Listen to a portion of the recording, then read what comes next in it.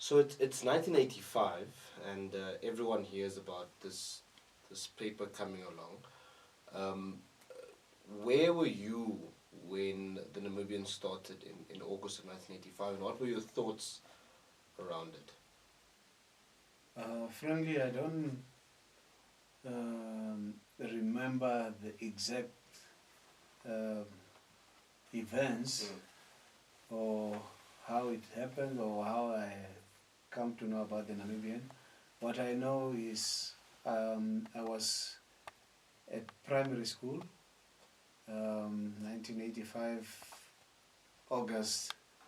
I was not even 14 yet. So, uh, but through some of our teachers at Namtoni Primary School, we would have picked that up. Um, my father was an ardent reader. He had Omkwetu, which was a church publication, Omkuni, another church publication. He used to like reading other newspapers, definitely Afrikaans. He didn't know English. So, um, but eventually that year, towards the end, I started seeing the Namibian coming into the house because it also had a strong section of Oshiwambo. So as a child, I got to know about the Namibian just before I went to high school.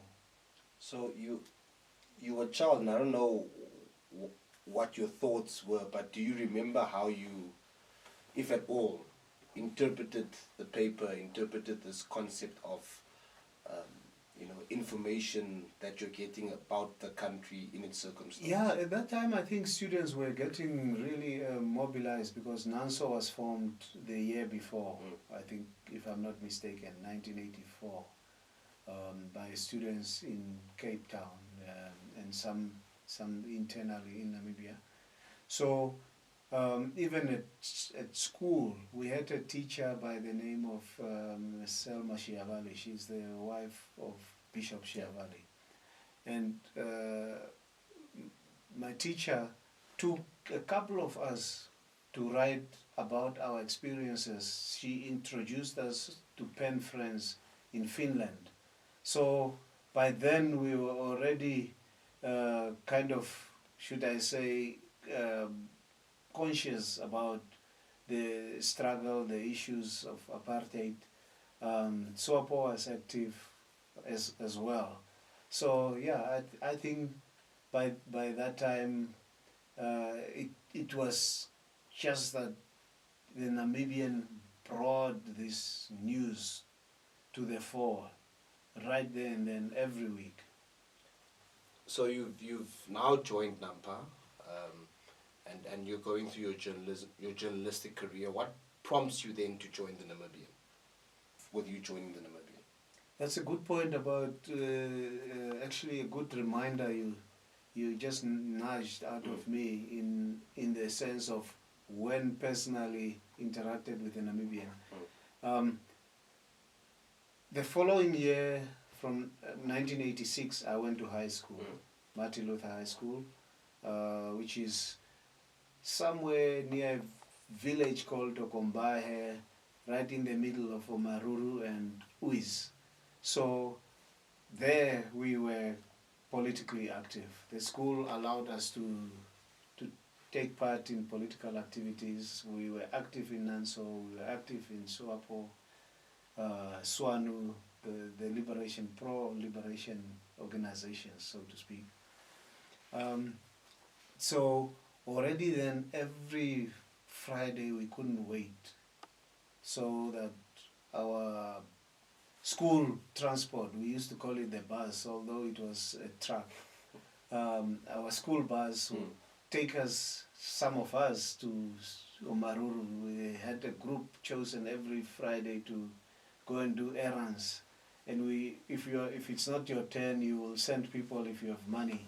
But otherwise, we all depended on teachers who would buy the paper.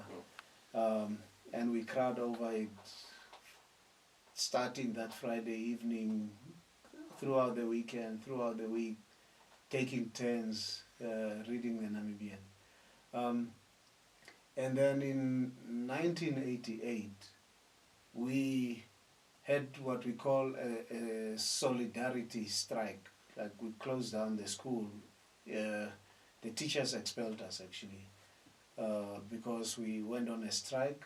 I mean, Martin Luther had no reason, so they argued there was no reason for us to be going on a strike, but the country was on fire. Apartheid government schools were closed down due to these demonstrations against apartheid and for independence, especially led by Nanso. So we too went on a strike, and then we were expelled. Jeez. So when we were expelled, we came straight to Vendu and to the Namibian, which was in a street just off the former State House, a street called Conradi Street. It's between that street, I don't know what that street was called, Ludwine, I think, that main street. State House. What is now Robert Mugabe? Yes. Okay. I think it was called Ludwine Street, and another one called Love Street. So there was like a short street there called Conradi. So we went to the Namibian and told our story about how this school that loftily promotes independence of thinking and all that was against us striking in solidarity. So that was my first direct encounter with the Namibian. So it comes to a stage where you have experienced the Namibian outside of being in journalism. You then are in journalism with NAMPA, you go to South Africa, you then also become a journalist at the Namibian. How does the Namibian, from your perspective at the time, impact the media landscape from the 90s up until the early 2000s? Well, you're speaking only about the media landscape, but I think I might be sounding like I'm blowing my own horn, but I think my arrival also coincided with the government really feeling the Namibian putting pressure on it, until the government under Sam Nujoma at the time decided to ban both advertising and buying of the Namibian by governmental institutions. Parastatals and all were instructed. And I remember breaking the story about that ban because it wasn't announced. They didn't make it public. They just sent memos. The government just sent the memos to the different governmental institutions, quietly telling them you are banned or you are prohibited from buying the Namibian, from advertising in the Namibian. And I think they used the key term I remember in one of those memos due to its anti-governmental stance or something like that. I think, if I remember some of the discussions that the cabinet had, they were referring to stories I've written, which definitely have not gone down well with the powers that be at the time, mainly Sam Nujoma and that powerful cabinet under Nujoma and President Geingob at the time. And that's a pretty big story. But speaking about bigger stories, what's the biggest story that you have experienced or witnessed at the Namibian? I mean, some of the pivotal stories really were that I was involved in, you mean, right? Well, generally. Oh, generally. Yeah, either your involvement or anyone else. Okay. Some that I was involved in, definitely the Caprivi uprising. That was big. That I was directly involved in. Flew to Katima on the week that it took place. Um, I spent time in Kavango with a Namibian just to cover the UNITA attacks.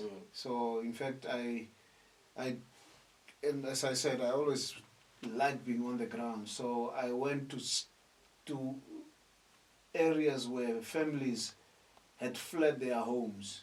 So I spent time with them in the bush as they were running away, fleeing. They were basically what you would call these days internally displaced people. So with UNITA and our government troops as well as the paramilitary forces clashing. So that's one of the stories that I remember. And then another story I remember just after I had left the Namibian in 2004 to set up Inside Magazine. I negotiated with the government, with the Namibian, to write a bit as of an expose on the social security story, where the AVID social security, where $30 million went missing. And I think that was probably one of the first times that a government leader was hauled before courts to explain a corruption case. Later on, sure, there were so many, but standouts these days, Fish Rod, and today Enecon. So those were, I would say, some of the stories that I had put some stamp on. So since then, the company has diversified with the various platforms, but both Namibians and everyone else around the world talks about the slow death of print, which has been and probably still is the backbone of the Namibian. How do you interact with that thought and that statement of the slow death of print, especially at the Namibian? At the time of Gwen telling me that she wants to step down and asking me if I'm interested in joining the Namibian, I did make it clear she should expect me to lead the real change. I've seen already a few years when I was at Insight. I also spent time in the US as a Nieman Fellow at the Nieman Foundation, whose focus is on journalism.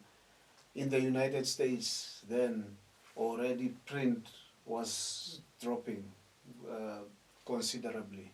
So my pitch at the time to the interviewing panel was that I have to be looking at how to adjust the Namibian to these changing circumstances.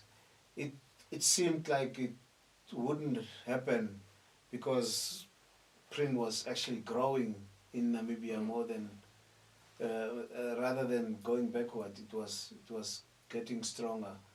But it started even long before that. When I joined the Namibian, having come from the Mail and Guardian, I was used to being on computers, on the internet, not just having a typewriter kind of, a computer as a glorified typewriter, but rather a computer with access to the internet those days. I don't know what all those things, I can't remember what they were called, but I remember campaigning, like having real arguments and debates with my newsroom leaders, Gwen Lister herself, as well as Jean Sutherland, that we can't be so backward having only one terminal that had internet. And that one terminal was basically really just mostly for people checking what is happening elsewhere in the world. So I had brought my laptop and demanded that I be given internet access. Yeah. In fact, that they should trunk the whole place and allow journalists who also wanted to have their laptops to have access to the internet. I think they felt I was demanding for luxurious stuff, and I remember some of my colleagues saying, "I think I'm being special. Why must I, just because I'm exposed to these things out there, why must I have special treatment?" But I was telling them, this is where the world is going. So it's digitization actually started a long time ago. In fact, if you look at my private email, it's still a Hotmail account. And I don't know who in this world still uses Hotmail. Yahoo came years later, and Yahoo is already a relic of the past. Yahoo emails are a relic of the past. So, but the world of media, the world of journalism was changing really, really fast, and that was my brief. That's what I will be doing when I take over. Unfortunately, you are asking about diversifying. It's almost 15 years later, and I feel like haven't made much progress. Frankly, we've made progress in terms of being, at least within Namibia, I think we are still have been ahead of the pack in using the different platforms that have been available. We are publishing online. We no longer just pasting and copying from the print version onto online. I think we still remain probably the news media that is with the largest reach. If one goes by either the website, Facebook, social media, I think the numbers speak for themselves. So it's been slow for my liking, but I think I have to be, maybe to give you guys, my team, a lot more credit, because we are advanced. The only really frustrating issue is, how do we convince the public to pay us for the time, energy, and resources we spent to bring them quality information? How's that thought going? Not very well. That's part of the frustration. We still rely too heavily, for my liking, on print. There have been many other challenges as well, and I'll list them in bulk. You can sort of pick from them, if you will. Another list of those challenges, or on the list of those challenges, is the juniorization of newsrooms, citizen journalism, wages, sensationalism, government attack on the media. How do you deal with these industry challenges? So let me rephrase my question actually. How does the Namibian deal with these industry challenges? Well, people talk about juniorization of the newsroom, of news media, with disdain. In fact, I think because we didn't bring in younger people at leadership level quickly enough is probably why we are struggling. These older journalists feel they're entitled. We feel we are entitled to be in charge. We feel we are entitled to be the ones out there. We feel we are better than the young journalists.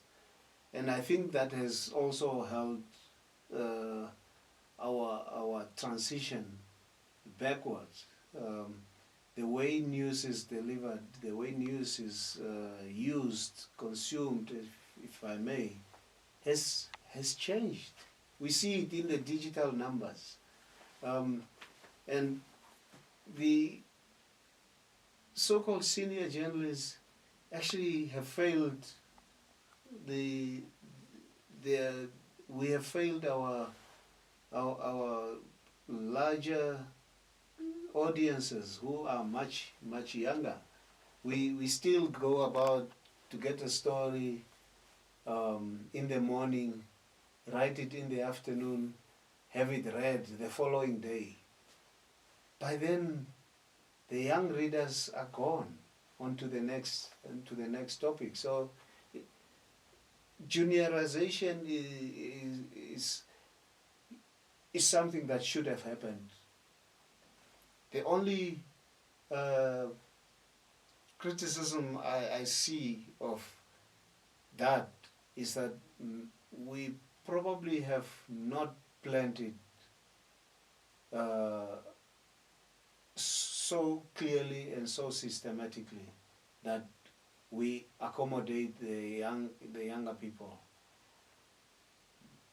Journalism has been losing its talented people, and it's not because of the juniorization, it's because journalism has been shrinking and journalism has not been able to pay, to collect enough funds and pay top dollar. So almost many organizations, public relations, marketing departments, they have poached from us, and very often they have poached the younger people, by the way. So it's this issue of juniorization, I don't know. I think it's just a misinterpreted issue.